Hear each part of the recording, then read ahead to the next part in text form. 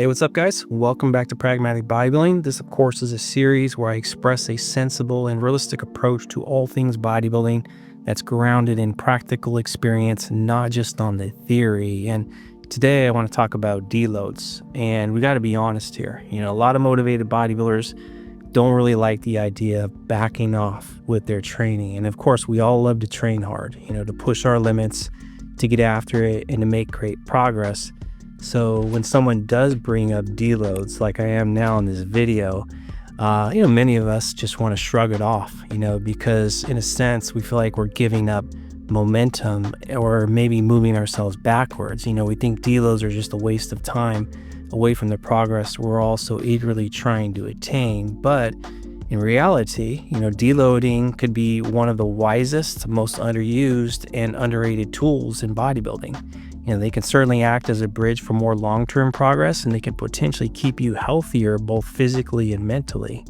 Physically for obvious reasons. Less demand on the body usually means more recovery for the CNS, and probably more importantly than that, your connective tissue, which when you really think about it, is the glue that keeps it all together.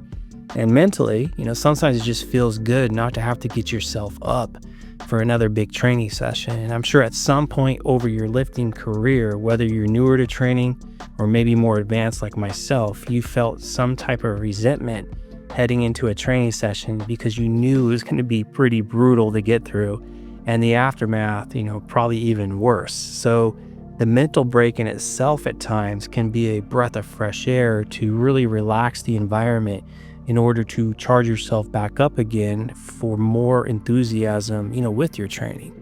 And for those of you who, want to ignore deloads and just to continue on without really much regard for the bigger picture, it's only when you snap your shit up that the ego finally gets humbled, and that allows your humility to rise up and embrace deloading as a wiser strategy so you don't make the same mistake twice. And injuries, nagging aches and pains, those are the real progress killers, not so much a short stint of lighter or easier training that better serves your long-term goals. And what I see with many inexperienced bodybuilders, especially as a coach, or bodybuilders with too much ego, they just tend to struggle to keep their emotions in check when it comes to the overall progress. There's just too much ego, over-eagerness, a lack of patience, even a lack of understanding around realistic expectations. And I'm going to go ahead and toss in, let's say, a lot of insecurities. So in a nutshell, we're talking about just an overall lack of bodybuilding maturity. But being open-minded to deloading and having them as a strategic part of your programming, that's how I know you're going to be confident in your process and have the mental maturity to pursue long-term progress. And I truly want to ensure you're not one of those egotistical bodybuilders who at times just wants to simply run yourself into a brick wall. And, truth be told, deloads, whether they're preset or auto-regulated, are a big reason why I'm still training at such a high level at the young age of 54. And after nearly 40 years, in the weight room, you simply can't train balls to the wall for that long and expect to last as I have if you're not basically, making deloads a part of your programming. And just in case you're newer to training and don't really know what a deload is, it's just a fancy label for an easier stint of training. Deload is a planned or auto-regulated period where you're reducing your overall training stress. Typically a deload might last for about a week, but it can be longer or shorter, as long as you're getting what you need out of it. And that's to lower the overall demand in order to fully recover. And during this period, it's also wise not to, lower calories down, because a school of thought would be like, I'm doing less overall work. Maybe I don't require as many calories. I don't want to gain, let's say, any type of body fat or what have you. But that's actually counterproductive. You don't want to lower your calories down, but you want to maintain or even increase calories to ensure you're actually recovering fully. And how and when to actually deload, I'm definitely going to cover that later in this video, because I know you probably want answers to those questions, and I assure you we're definitely going to get there. But again, overall deloads, and I'm trying to sell this here, is about managing your fatigue. Whether it's systemic, it's joint wear, or even the emotional stress around your training. It's not just about muscular soreness. So I want you to think of deloads like changing the oil in your car so you can prevent your motor from breaking down prematurely. You might feel like the car is running just fine, but keep in mind, skipping your oil changes and you're basically increasing the risk of a major breakdown later on down the road. And repairs for sure can be quite costly. And when you frame it this way, deloads start to make even more sense, and you realize they're actually a wise training strategy to keep you driving down the road for a lot of good miles. And some cars, they can last well over 500,000 miles if you're properly maintaining them. And personally, I like to think I'm driving a pretty durable car, since I've been on the road now close to 40 years. And I can say this, I've realized over the years that progress isn't just about how hard or how much you're training. It's also about how well you can recover from it. And I'm going to repeat that again because it's super important. It's about how well you can recover from your training. The work and the recovery go hand in hand. That balance can definitely get thrown off at times though. So, deloading for me, it helps me to get centered again, and it allows me to stay in the game at a very high level. And over the years, deloading has probably kept me out of some serious trouble. I'm pretty confident it's prevented me from having, major setbacks, having staleness in my training, and, preventing burning out, when training starts to feel more like a chore. And, when you're redlining your car's engine too frequently, so in a sense, you're pushing too hard, maybe for too long in your training, there's far greater risk. You're shortening your shelf life. It's not just about the current training cycle. Again, you got to think more big picture. So let's generalize this first. In the off season where energy availability is higher, meaning your body fat levels are high enough, food is plentiful, deloads tend to be less frequent.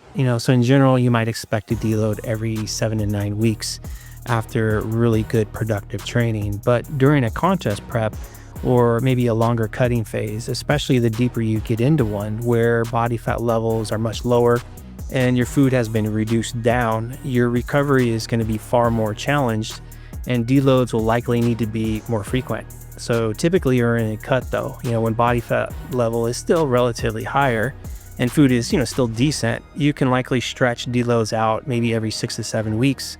But deeper into prep, when body fat is much lower, fatigue is accumulating quicker, and food availability is running lower, deloading, let's say every 4 to 5 weeks, tends to be a bit more appropriate.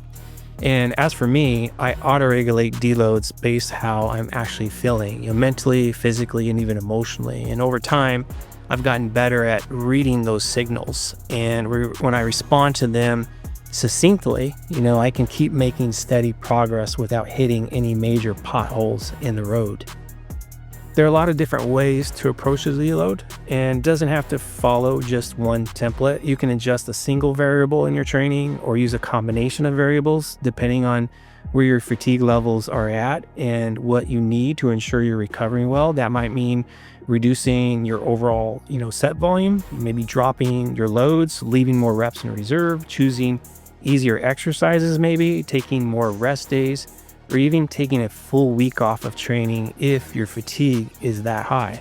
And again, there's no right way to deload. It's simply about managing your overall training stress and allowing recovery to catch back up to baseline, or even better yet, above baseline.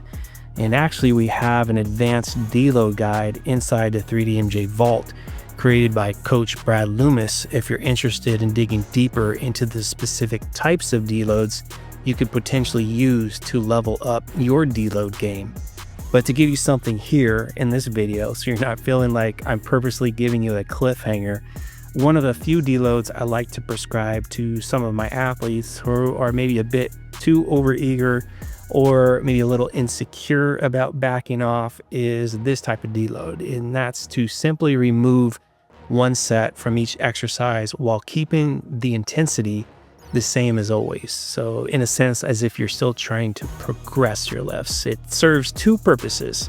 at the same time. One, the set reduction helps to bring down overall fatigue. And two, training with the same intensity cures the angst around backing off. So in a sense, it keeps the fire there. It keeps the excitement there, the motivation there.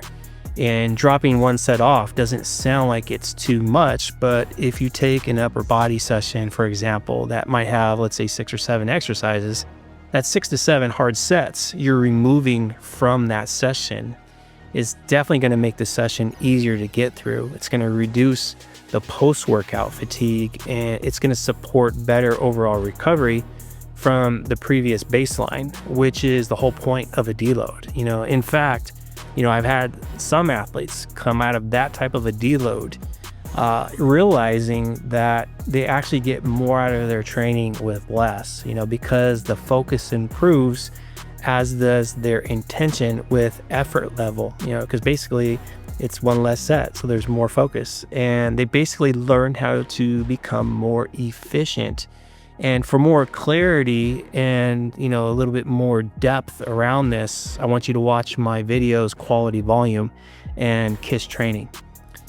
As for me personally, I don't preset my deloads. They're mostly auto-regulated these days. And again, keep in mind, I'm an advanced lifter, but because I only train 3 days per week and never more than 2 days in a row, and my rest days are essentially built-in deloads, it's a great balance and rhythm that allows sustainable efforts. I hardly ever have to make drastic programming changes, so I can train hard consistently week after week because I've structured plenty of breathing room in there.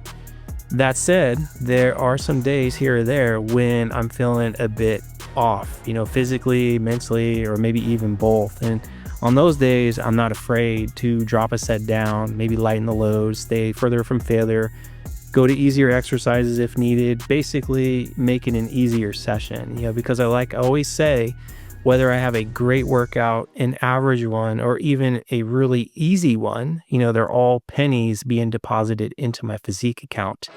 And I also try to look beyond myself as well. There are people in the world who physically can't train like we do. They don't have the luxury. They'd love to be able to do what we do, even with the easiest of training sessions. So again, one penny deposited is really a privilege. Now, I know I mentioned some mindset stuff around deloads earlier in this video, maybe throughout the entirety of this video, but I think it's important to really drive home my point. One of the biggest obstacles lifters face with deloads isn't so much the physical side of it, it's more so the mental side. Backing off in the gym can feel like you're losing progress or missing out on it, especially when you're wired to really get after it. And a lot of bodybuilders struggle with that for sure, especially those who are less experienced. I know in my early days, I struggled to back off. But again, just another analogy to think of, it's like a veteran boxer, that's pacing themselves for a 12-round fight. They know how to throw hard, effective punches when it matters, but they also know when to ease off and just work the jab, to keep some distance and to conserve energy. Or, maybe go on defense and take a round off to get more recovery so they can fight with more effort in the later rounds, because if they go full throttle from the first bell and swing like hell, chances are they're going to be gassed by round number 3. So it's not just about all out power, it's about pace, timing, scoring some points, and again, going the distance. That's exactly how I view deloads.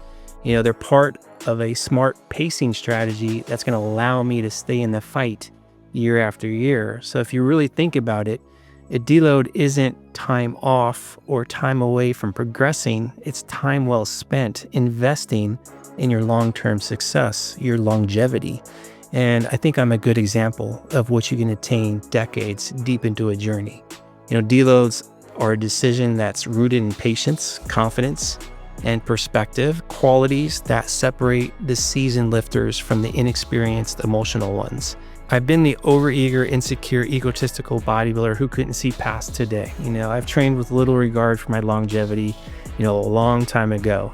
There was a time for sure I'd resist deloads because I thought they made me soft and would only serve to slow me down. But after nearly, 40 years of doing the damn thing, I've come to fully embrace them as an equal part of my process.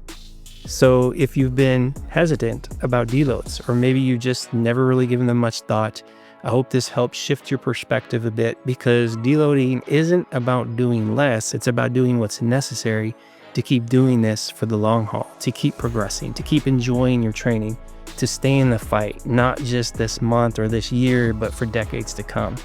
That's what this series is all about. Pragmatic bodybuilding, where we train with purpose, we keep it real, and we play the long game. And if this resonated with you, do me a favor, hit that like button, subscribe to the channel, and share this video with a lifter who needs to hear this. Thanks for watching as always, and I'll see you guys in the next one.